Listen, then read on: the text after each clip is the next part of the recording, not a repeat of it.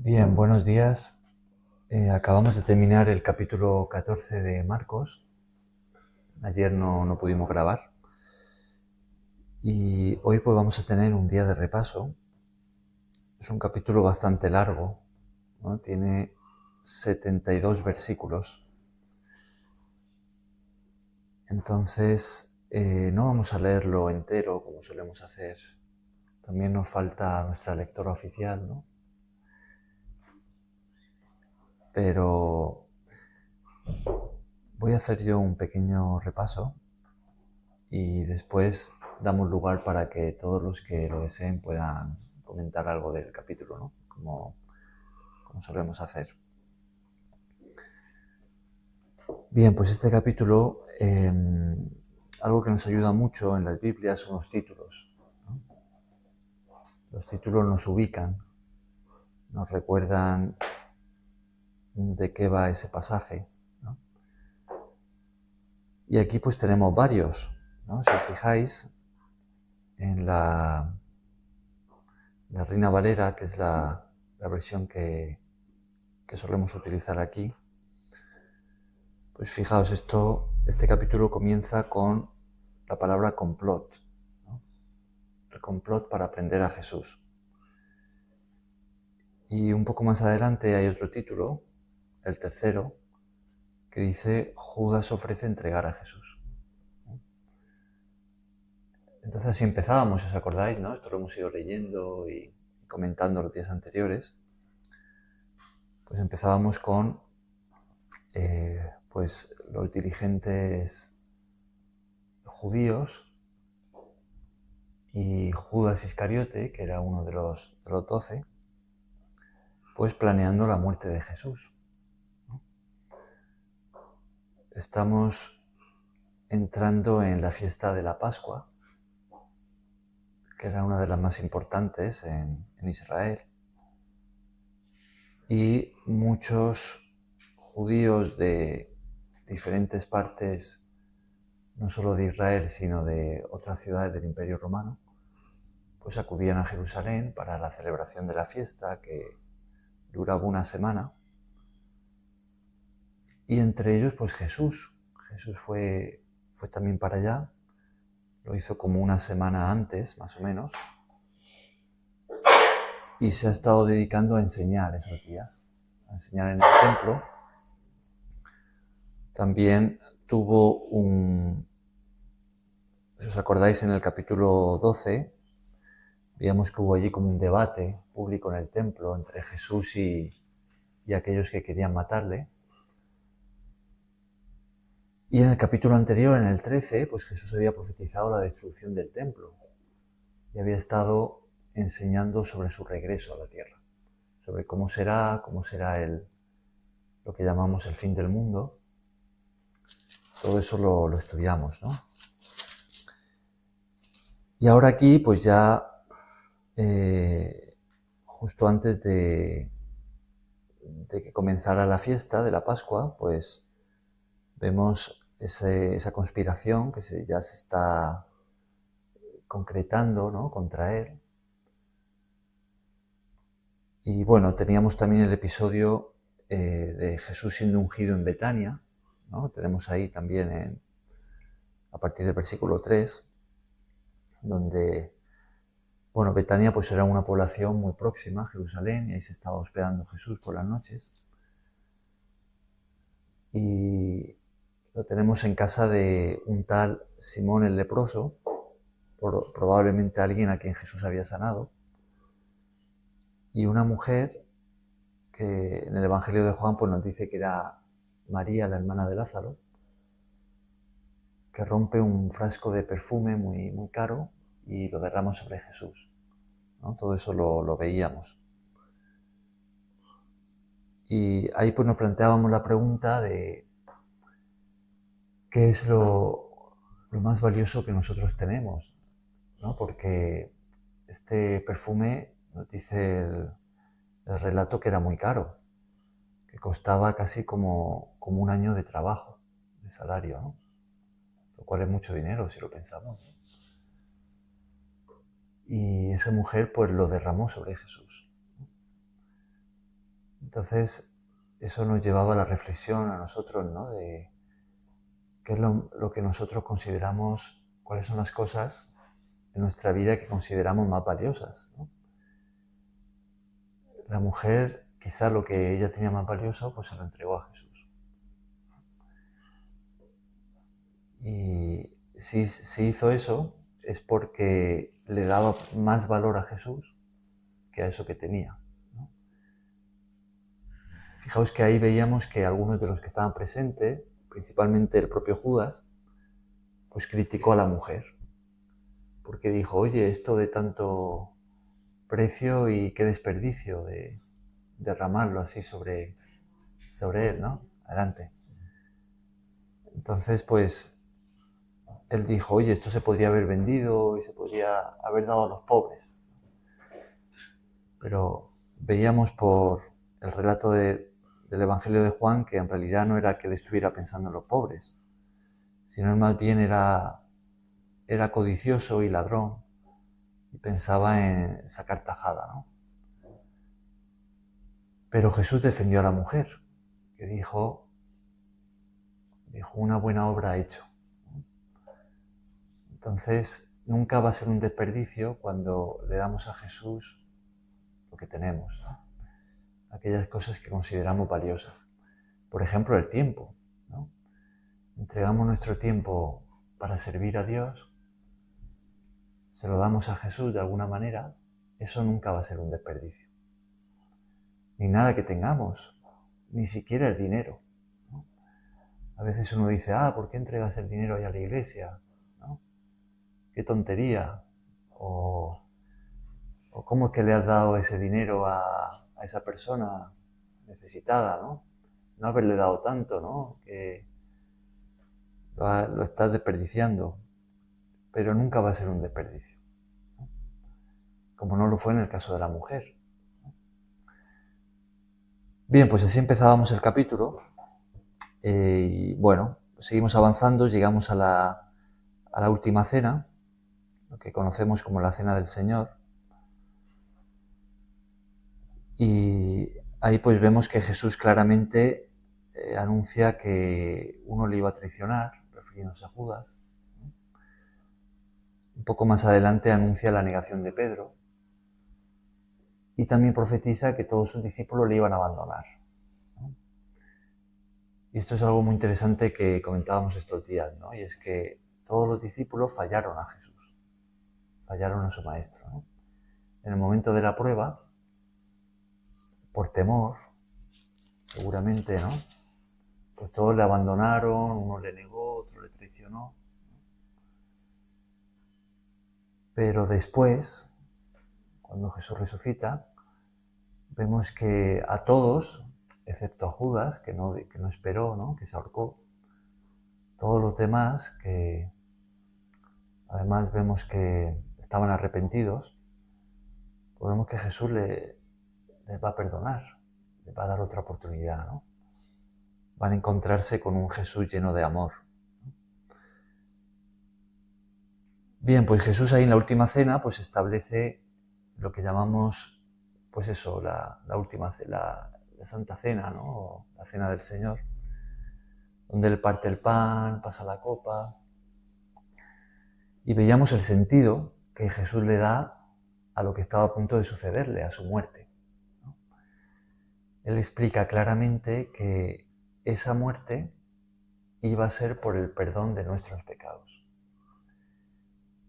que su cuerpo sería partido como el pan, su sangre derramada como representado ahí en la copa, y que también esa muerte traía el nuevo pacto, el pacto de Dios con nosotros, con los creyentes, ¿no? Con sus discípulos. Entonces ese era el sentido de lo que Jesús iba a hacer, ¿no? Por medio de la fe en el sacrificio de Jesucristo en la cruz, por medio de la fe en su sangre, como leemos en Romanos 3, por medio de la fe en Él, en Jesús, en el Hijo de Dios, entramos en ese nuevo pacto con Dios. y nuestros pecados quedan perdonados. ¿Por qué? No porque lo merezcamos, no por nuestras buenas obras, sino por el pago que Jesús efectuó en esa cruz a nuestro favor, ¿no? Porque Él recibió nuestro castigo. Bien, pues ese es el sentido que Jesús le da a lo que iba a suceder, y Él establece esto como una ceremonia para nosotros. Él dijo que esto lo hiciéramos para recordar el sentido de su sacrificio. Dijo que nos reuniéramos y partiéramos el pan y pasáramos la copa, ¿no? Eso es lo que se hace en las iglesias, ¿no? desde entonces. Bien, pues así llegamos al huerto de Getsemaní, ahí en el Monte de los Olivos. Terminan la cena y Jesús se dirige allí con sus discípulos. Judas ya lo ha abandonado. Y pues vemos que Jesús sabe lo que viene, ¿no? Estamos a partir del versículo 32. Y pues sabiendo que va a enfrentarse a la muerte, a la tortura, pues vemos ahora un Jesús que empieza a angustiarse, ¿no? Y a sus discípulos les pide que oren. Y Jesús se adelanta y también ora, ¿no? Lo vemos postrarse ante el Padre, y vemos a un Jesús que en esa hora de la prueba final, pues dice esas palabras, ¿no? Si es posible, que se haga de otra manera, ¿no? Pero que no se haga mi voluntad sino la tuya. Entonces vemos a un Jesús entregado, ¿no? Completamente rendido a la voluntad de Dios. Ese es el Jesús que nos encontramos aquí en esos momentos previos a su arresto. Lo cual decíamos, cuando comentábamos esto, que es el ejemplo para nosotros. Como discípulos de Él, esta es la actitud que caracteriza al discípulo de Jesús. Él también espera de nosotros que nos entreguemos a su voluntad. Incluso cuando eso pueda significar sufrimiento, dolor, ¿no? Pasar por lo que no queremos, ¿no? Pero eso forma parte de seguir a Cristo. Entonces, cuando conocemos la voluntad de Dios, por ejemplo, la que tenemos escrita en la Biblia, ¿no? Ahí Dios nos ha revelado su voluntad, ¿no? O cuando Él nos la hace saber de alguna otra manera, quizá por medio de nuestra conciencia, cuando nosotros sabemos qué es lo que Dios quiere, cuál es su voluntad para nosotros, pues el discípulo de Jesús se entrega a la voluntad de Dios, aún renunciando a sí mismo, ¿no? a su propio bienestar, sus propios deseos, ¿no? Por eso Jesús, con anterioridad, esto lo vimos creo que en Marcos 8, Él le había dicho a sus discípulos: si alguno quiere seguirme, que se niegue a sí mismo, que tome su cruz y que me siga. Es lo mismo, ¿no? Es la actitud del discípulo. Entonces, si somos cristianos, si somos discípulos de Jesús, pues esa es la actitud que Él espera de nosotros. Y es la que vemos aquí en Jesús como nuestro ejemplo. Es la entrega total a la voluntad del Padre, que lo iba a llevar a la muerte, ¿no? Pero ese era el plan. Por medio de esa muerte, nosotros seríamos salvados.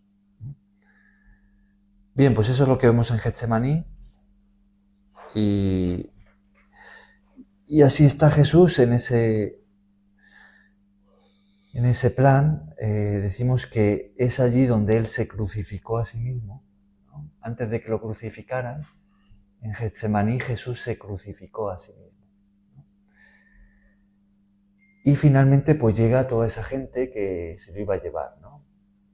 Nos dice aquí una turba con espadas y palos. una multitud encabezada por Judas Iscariote, que vienen y apresan a Jesús. Y todos salen corriendo y a Jesús se lo llevan. Jesús también podría haber huido, podría haberse ido mucho antes, ¿no? Pero como decimos, Jesús se entregó, ¿no? Entonces, finalmente llega esa multitud, Judas Iscariote besa hipócritamente a su maestro y se llevan a Jesús. Bien, ¿y qué es lo que van a hacer con él? Pues se lo llevan a ese juicio clandestino del que leíamos ayer. Tenemos a partir del versículo 53, ya hasta el final del capítulo, ¿no? Y vemos que allí pues está el sumo sacerdote, que era la máxima autoridad, y ha reunido al concilio, lo que podríamos llamar el tribunal de justicia, ¿no? Tribunal supremo. Están ahí reunidos para juzgar a Jesús de noche y hay testigos que aparecen y que van a dar testimonio contra Jesús, pero nos dice que es un testimonio falso, ¿no? Entonces que no concuerdan entre ellos, no, uno dice una cosa, otro otra, no encajan bien los testimonios, ¿no? Y en todo el juicio Jesús está callado. Y esa es una constante que vamos a ver también en el capítulo siguiente, en el juicio ante Pilato, también ante Herodes, que no aparece aquí en Marcos. Y vemos que Jesús, ante las acusaciones, permanece callado. Él no se va a defender a sí mismo. De nuevo tenemos la misma actitud, ¿no? La actitud de entrega. También el Jesús callado nos recuerda al cordero humilde, ¿no?, que es llevado al matadero. Jesús no se va a defender a sí mismo.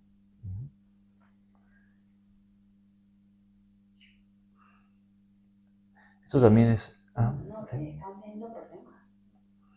Porque claro, no encontraban a nadie, los que encontraban se contradecían. Los planes que tenían se estaban saliendo un poco dificultosos. Sí. No encontraban cómo meterle mano, ¿no?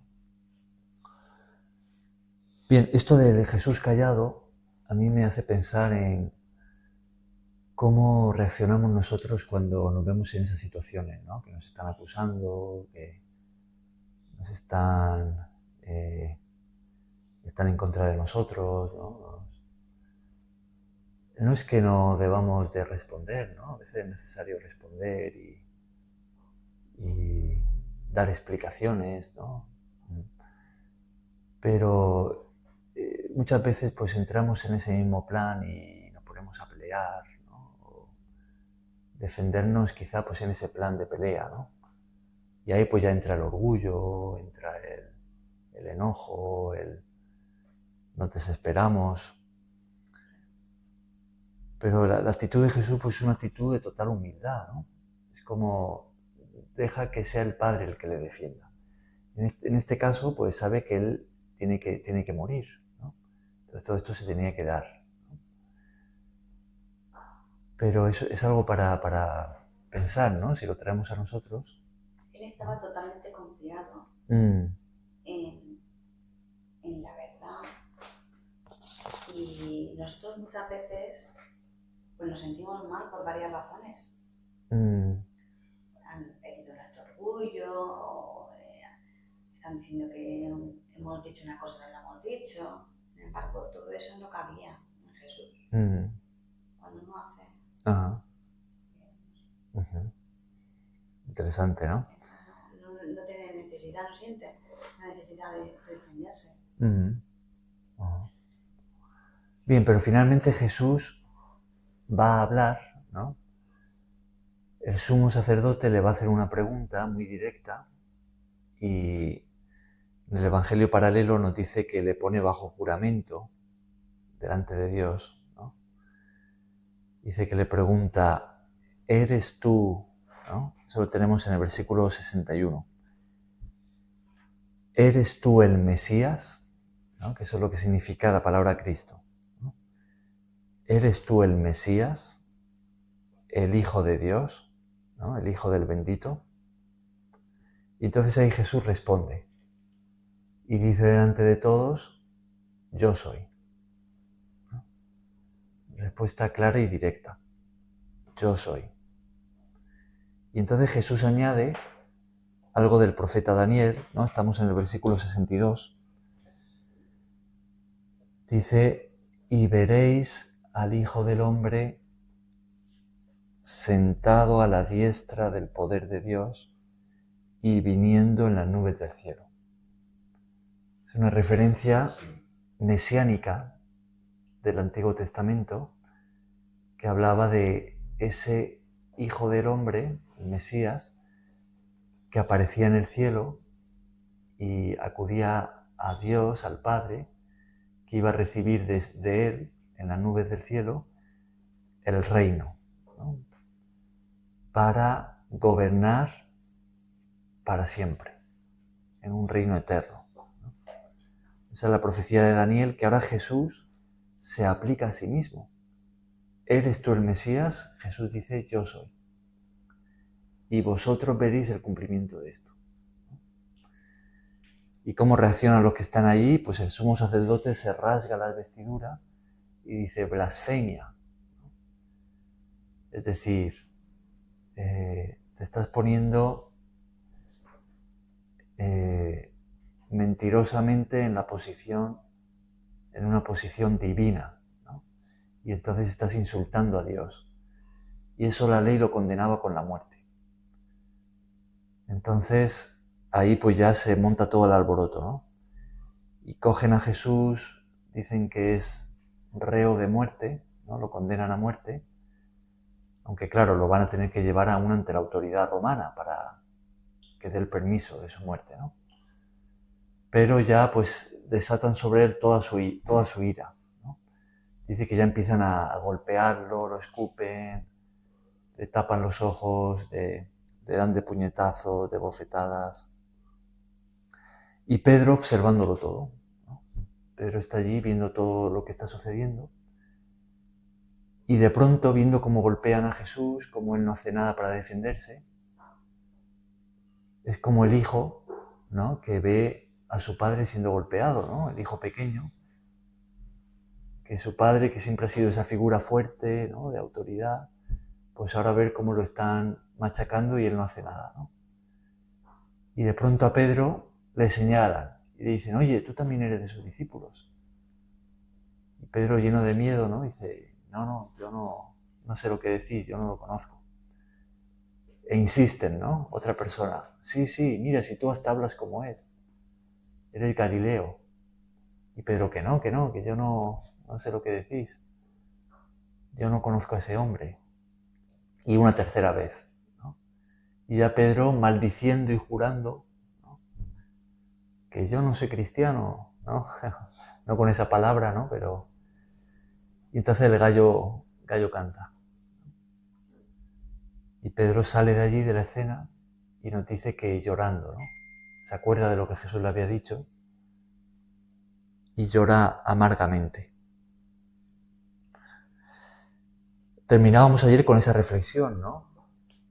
Ojo con el miedo, ¿no? Cuando nos embarga el temor, podemos llegar a cometer verdaderas locuras, ¿no? Incluso a negar, como hizo Pedro, a nuestro propio Señor. Entonces, cuando Jesús avisó a sus discípulos de la persecución que ellos experimentarían, Él les dijo, no temáis a los que matan el cuerpo, ¿no? Jesús, a pesar quizá del temor que venía a su naturaleza humana, Jesús encaró el miedo entregándose a la voluntad de Dios, ¿no? En plena confianza. De la misma manera, Jesús nos dice cuidado con el miedo. Si vemos que nos embargan esos sentimientos de temor, de miedo, pues eso tenemos que solucionarlo, ¿no? Tenemos que orar, tenemos que dar un paso de fe, de confianza en Dios. Quizá hablar con otros, ¿no? Con nuestros hermanos y decirle, mira, me siento así. ora por mí, apóyame.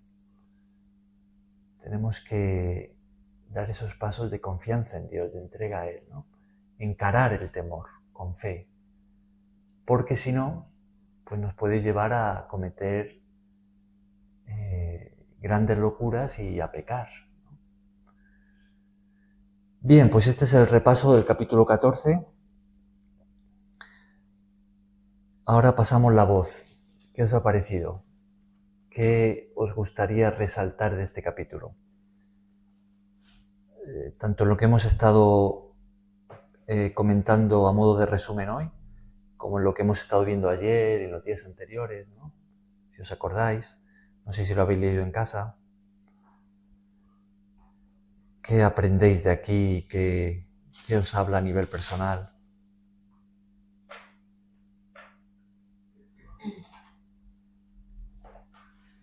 Por mantener un poco el orden con el que lo presenta la Biblia, el valor de lo que María derramó encima de Jesús y la que se armó con lo que ella hizo. Como habría dos maneras de mirar esto, ¿no? Mirando. Bueno, la manera que lo miró Judas, pues ya lo sabemos, ¿no? Que es la más, no sé, humana, ¿no? Ay, con el precio de esto, no sé. Y sin embargo, ella no miró el precio de eso, pero sí que sabía que era muy valioso. Para ella lo era. Y sin embargo, lo derramó en lo más valioso que ella veía fuera. Ella no tuvo en cuenta que se derramara, que se rompiera, que ya no se pudiera usar. Qué bueno, sí. A mí eso me gusta. Qué rápidos somos también para juzgar, ¿no? Cuando vemos algo que no entendemos o quizá como en el caso de Judas, porque tenemos otros deseos egoístas, otras aspiraciones, pues entonces criticamos a otros. Claro. Debemos ser capaces de mirarlo rápidamente, o sea, como lo hizo rápidamente Jesús. ¿Pero qué decís? Ha hecho una buena obra. Claro. Jesús siempre veía más allá, ¿no? Él veía el corazón de las personas, veía la motivación, las intenciones. Entonces, algo que ha sido hecho por amor a Él, ¿no? María hizo eso por amor a Jesús, ¿no? Nunca puede fallar, ¿no? Cuando lo hacemos por amor a Dios, la motivación siempre va a agradarle a Dios, ¿no? Si es por amor. Entonces eso Jesús no lo podía tomar como un desperdicio, ¿no? Sin embargo, otros lo criticaban. Que rápidamente surgieron ahí las dos visiones. Tan rápido como el juicio de los demás, ¿no? Claro. Siempre deberíamos de llevar cuidado con eso, ¿no? De no ser tan rápidos en juzgar a otros, ¿no? Porque nosotros no vemos el corazón, no vemos las intenciones, ¿no? Que hay detrás de las personas, ¿no? Aparte es muy fácil poder juzgar a otro. Pero cuando llega el momento en que nosotros tenemos que ser juzgados, claro. Ya no nos gusta, ¿no?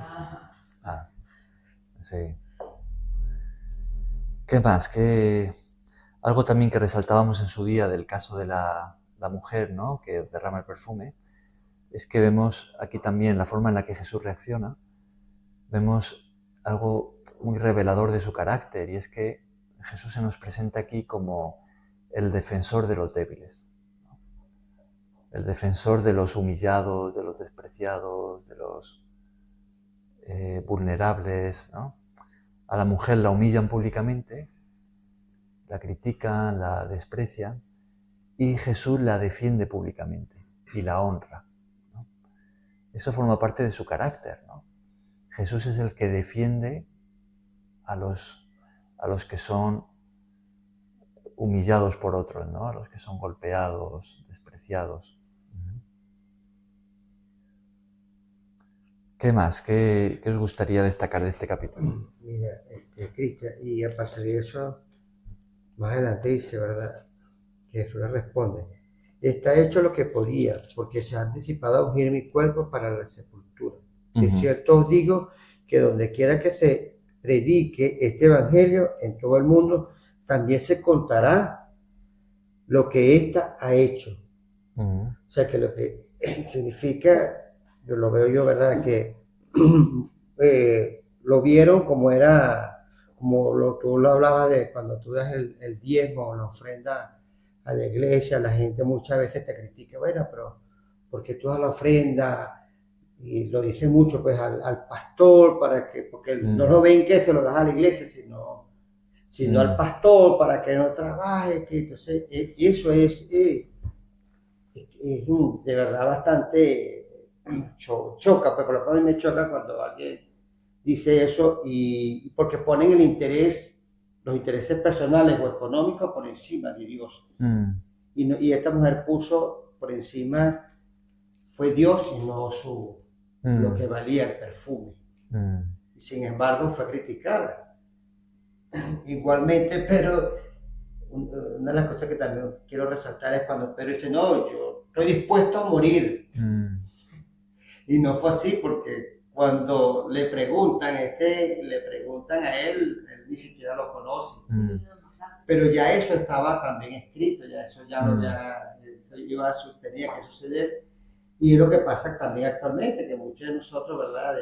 Mucha gente dice, bueno, voy a la iglesia, yo voy a ser salvo porque voy a la iglesia, porque yo doy el diezmo. No, eso no es así. Hay que seguir todo y hacer la obra, lo que dice Dios, porque hay personas que le cuesta darle al pobre un euro, o darle de comer, o darle la mano, abrazarlo, y sobre todo el que tiene dinero le es más difícil.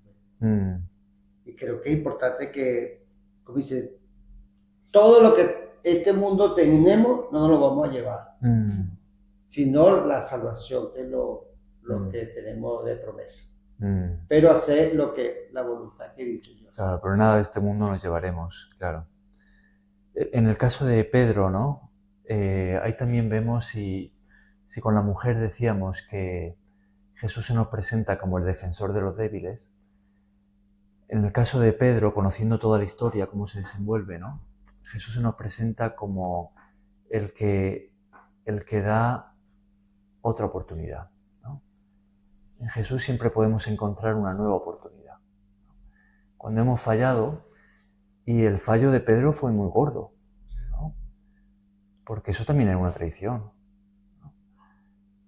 Sí, por miedo, lo que sea, ¿no? Pero y ellos, pues, ahí lo que le está pasando al Señor, ellos lo desconocieron.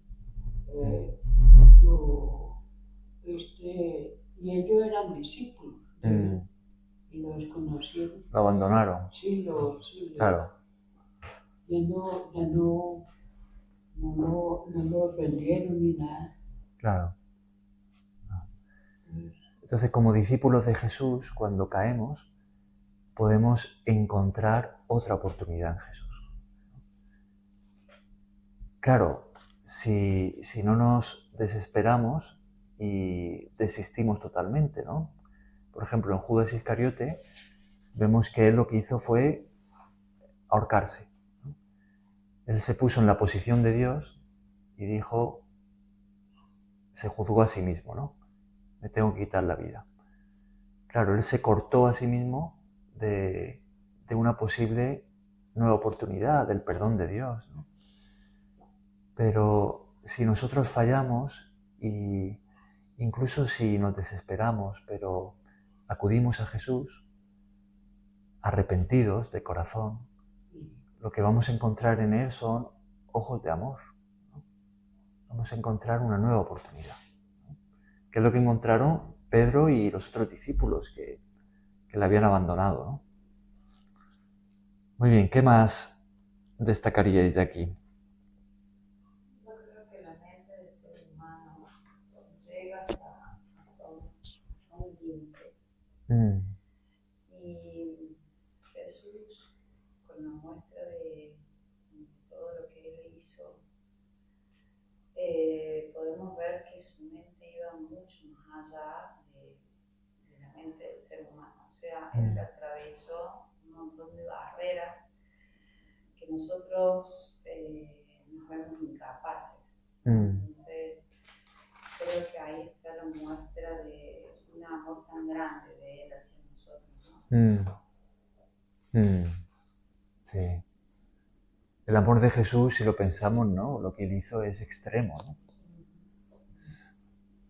A veces pensamos de que hemos hecho algo, nos juzgamos a nosotros mismos y nuestra mente misma, como le pasó a Judas, nos traiciona. Entonces es tan limitada la mente que realmente no vemos que el amor de Él supera todo eso. O sea, es realmente asombroso.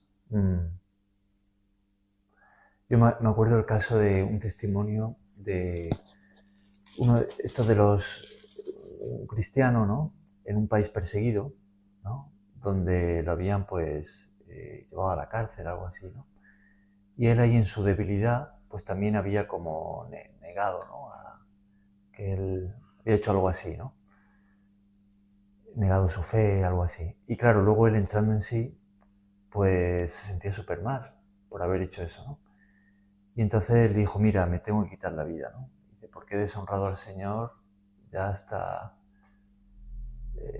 y no le he deshonrado, no puedo seguir viviendo así, ¿no? Dice que él estaba en eso, ¿no? Como planeando, como que iba a matarse, y entonces dice que el Señor le habló, ¿no? Que él escuchó la voz de Dios, que le dijo, mi gracia es suficiente para ti, como mostrándole que él le perdonaba, ¿no? Y claro, él lo contaba como que eso fue una experiencia que le cambió, ¿no? Así pues sí. Muy bien, ¿qué más? ¿Qué más os gustaría destacar de aquí de Mira, otra este cosa capítulo? importante es cuando él le dice, Padre, todas las cosas son posibles para ti, aparta de mí esta copa, mas no lo que yo quiero, sino lo que tú. Versículo 36. Entonces, Sí. es importante también resaltar de que nosotros a veces queremos que las cosas se hagan como nosotros queremos, y no es así, porque nosotros tenemos que pedir, ¿verdad?, que se haga la voluntad de Dios. Claro. Porque para Dios es el Dios de lo posible. Lo que para nosotros es imposible, para Él es posible. Entonces, todo lo que pidamos que se haga de acuerdo a su voluntad. Claro. Que Él nunca nos va por muy duro que sea la situación, ¿verdad? No, siempre Él tiene la solución. Y no en el momento que queremos, sino cuando Él lo determine, que Él es el que sabe. Él no nos va a dejar desamparar nunca. En el tiempo de Dios, ¿no? En el tiempo de Dios, sí. No es lo que uno diga, que no, voy a pedirle a Dios que Él, y es en el tiempo de Dios. En el tiempo de Dios, sí. Qué bueno es esa frase, ¿no, Edis, que decías que vemos aquí en la palabra de Jesús, ¿no? Que Dios es el Dios de los posibles, ¿no? O sea, los imposibles para nosotros son posibles para Dios, ¿no? Y Jesús lo sabía, Jesús conocía muy bien a su Padre, ¿no? Decía, todas las cosas son posibles para ti. Pero no lo que yo quiero, sino lo que tú. Pues sí. Es como cuando Jesús dijo, eso también lo estudiamos en Marcos 10, ¿no? Cuando Jesús dijo, qué difícilmente entrará un rico en el reino de Dios, ¿no? Más fácil es que pase un camello por el ojo de una aguja. Se lo está poniendo como un imposible, ¿no? Dice que cuando los discípulos se asombran tanto, Jesús añade, ¿no? Dice, para los hombres es imposible, pero para Dios no, porque todas las cosas son posibles para Dios. Entonces, los imposibles para nosotros son posibles para Dios. Eso debería de animarnos a creer, ¿no? A confiar en Él. Sí. La fe que uno todos los días tiene que crecer. Claro. La fe. Sí.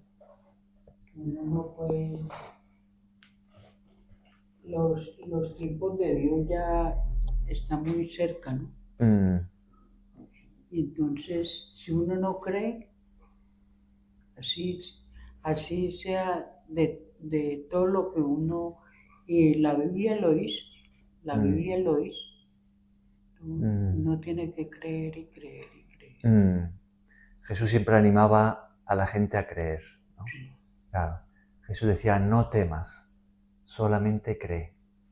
Sí. Bien, ¿qué más? No y ahí en los Filipenses dice, orad sin cesar. Orad sin cesar, claro. Sí. Muy bien, ¿algunos de los que no habéis hablado queréis decir algo del capítulo? ¿Tenéis algo para comentar o...? Que Jesús sabía que iban a entregarlo. Claro. Y él sabía también que estaba uno de sus discípulos que iban. Sí. Sí, Jesús lo sabía, ¿no? De antemano. Pues sí, ahí vemos a un Jesús que todo lo sabe, ¿no? A un Dios omnisciente, ¿no? Que decimos, ¿no? Que Dios sabe el corazón de uno. Claro. Sí, Él sabe quién es la persona que conoce el corazón. Claro. Eso humanamente para nosotros es casi imposible de pensar. Que le van a traicionar uno de los suyos. Que aún así, él decía tranquilamente, el que come del pan, ese es. No, nosotros no podemos acercarnos a eso. Sus discípulos estaban como sus hermanos. Claro, era su familia, ¿no? Y lo van a entregar. Claro. Nosotros estaríamos dolidos en nuestro... porque ¿por qué él no le hacía tanto daño el pensar eso? Como nosotros pensaríamos que sí, por supuesto nos haría a nosotros. Yo creo que es porque él estaba convencido de lo importante de lo que él iba a hacer. Claro, él estaba entregado, ¿no? Y él le costaba tal como humano, pero lo comprendía. Hay un detalle interesante sobre eso que leemos en Hebreos, que nos dice que Jesús, por el gozo puesto delante de él, sufrió la cruz. Por el gozo puesto delante de él. Yo lo que veo ahí es como una forma de decir que Jesús encaró la tortura, ¿no? Y la muerte, viendo el resultado de después, ¿no? O sea, que eso iba a traer nuestra salvación. Y Él, por amor a nosotros, Él nos amaba tanto que estuvo dispuesto a pasar por todo eso para ganar nuestra salvación. A salvarnos. Claro, para rescatarnos a nosotros. Entonces eso le mantuvo, ¿no? Le mantuvo en la... Nosotros que, gracias a Él, por poder decir somos salvos, es mucho, es que... Claro.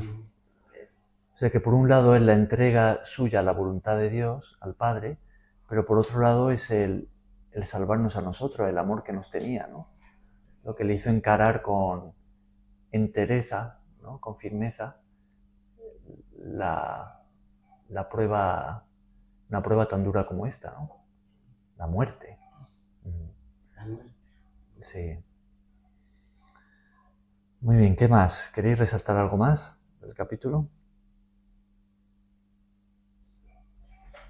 Pues a mí me ha impresionado mucho de lo que todos bien hablaron. De lo que la mujer que tenía su perfume, seguramente ha tenido mucho tiempo ahí y no sabía la oportunidad en qué gastarlo, pero vio ahí la fe que ella tenía, el amor, que no le importó nada, agarró y rompió y le puso al menos eso.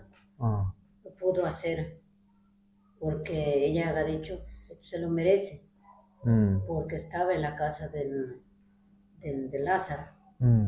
Y entonces la mujer esta tenía todo esa fe, yo pienso, esa fe, esa confianza y ese amor que le estimaba a Jesús, porque de otra manera no hubiera hecho eso. Y a ella no le importó, como decían todos, que el valor nada del perfume, sino ella lo que quería es estar bien con Jesús, hacerle algún halago, algún mimo con eso para Jesús, porque de verdad de repente uno se ve cosas que son valiosas, pero uno como que se detiene, que se tiene pena, o esto me servirá para tal cosa, o esto para otra, pero ella no estaba fijándose en eso, sino ella lo hizo con todo su corazón. Entonces yo veo que así también nosotros debemos ser, también debemos dedicarnos un poco más a Jesús, un poco más a leer la Biblia, un poco más a seguirle a Jesús, porque Él es el que nos está guiando nuestro camino, iluminando nuestra mente, Él nos está sanando, Él siempre está en cada uno de nosotros, como Él mismo dice, que Él estará hasta el último día de nuestras vidas, Él acompañándonos. Entonces, nosotros también tenemos que saber que cómo corresponderle a Jesús, a nuestro Padre, porque de ellos es todo lo que tenemos, hasta la vida.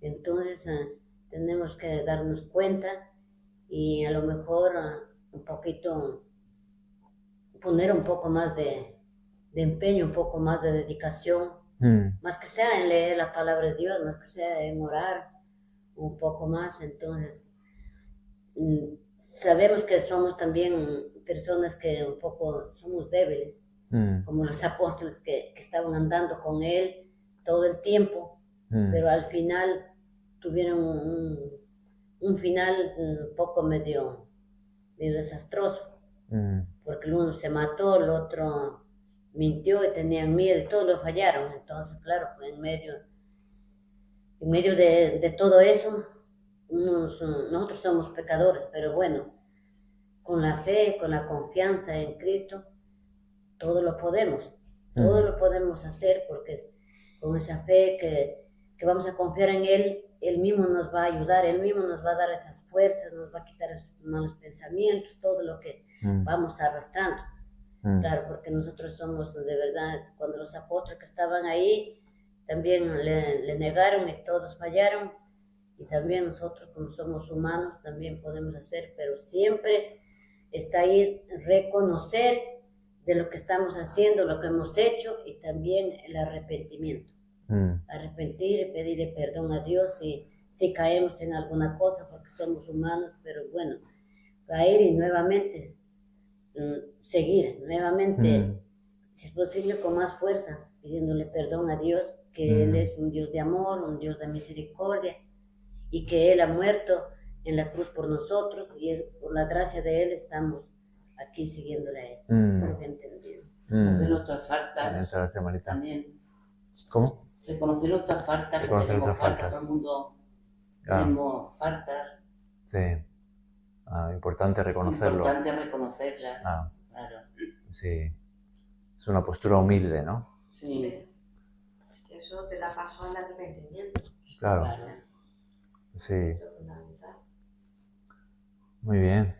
Mira, Cristian, y una de las cosas que uno te habla de unos testimonios, una sobrina que está en Estados Unidos, ella llegó a Estados Unidos, tenía una camioneta ya, un carro, un coche en Venezuela. Ella se lo donó a la iglesia allá en Venezuela, se la donó para que... Y la sorpresa de ella es que ella lo done a los días. Le llega una persona diciéndole, mira, aquí está una camioneta para que la paguen como tú puedas pagármela, más nueva, mejor. Entonces, y uno ve ese poder de Dios cuando tú le entregas lo que tú tienes. De corazón. Corazón. Dios lo bendice. Claro. Y yo le hice una petición aquí a Dios cuando fui a la cita, yo creo que la dije aquí al testimonio, y tal y cual como yo lo pedía, siempre me lo concedió Dios en mi oración. Y uno ve ese poder de Dios que es Dios vivo, pues, que hay, que uno no tiene explicación de lo que uno vive y lo que sucede, sino solo eso solo lo hace Dios. Cuando le entregamos algo de corazón, ¿no? Dios siempre lo bendice, ¿no? El problema está cuando lo entregamos para recibir algo a cambio, ¿no? Como yo entrego esto porque creo que si lo doy, entonces Dios me va a conceder eso que le estoy pidiendo. O me va... Entonces se vuelve como un trueque, ¿no? Sí. Como negociar con Dios, ¿no? Claro. Sí. Claro. Me da, toma. Claro. Entonces ya no es de corazón, ya no es como amor, eso ya no es amor, ¿no? Eso no es amor. Claro. Ese es el problema. Muchas veces esto es lo que llamamos la teología de la prosperidad, ¿no? Esto es lo que se enseña en muchas iglesias, que es como, al final es una codicia disfrazada de piedad, ¿no? Es como, tú da para que Dios te dé, ¿no? Cuanto más des, más te... Claro. Entonces, eso es interés. Eso es un problema, porque entonces ya no es dar de corazón, ¿no? Ya no es, ahora yo estoy dando porque estoy pensando que así... Que Dios te lo va a entonces, multiplicar. claro, sí. Que luego cuando uno da de corazón, Dios realmente te da. Así no, así no. Pero si uno lo hace con esa intención... Corazón, no para que no devuelvan. Claro, si uno lo hace con esa intención, ahí es donde fallamos, ¿no? Claro. Sí. Bueno, muy bien, pues terminamos aquí, ¿no? Cerramos aquí el capítulo 14 y ya nos quedan 2 capítulos solamente. Mañana empezamos el 15, si Dios quiere, y luego ya solo viene el 15 y el 16. El 15 vamos a continuar con el transcurso con todo lo que ahora Jesús está experimentando, ¿no? Su tortura y su muerte. Y en el 16 tenemos el final feliz, ¿no? Tenemos la resurrección. Así es, y la gran comisión.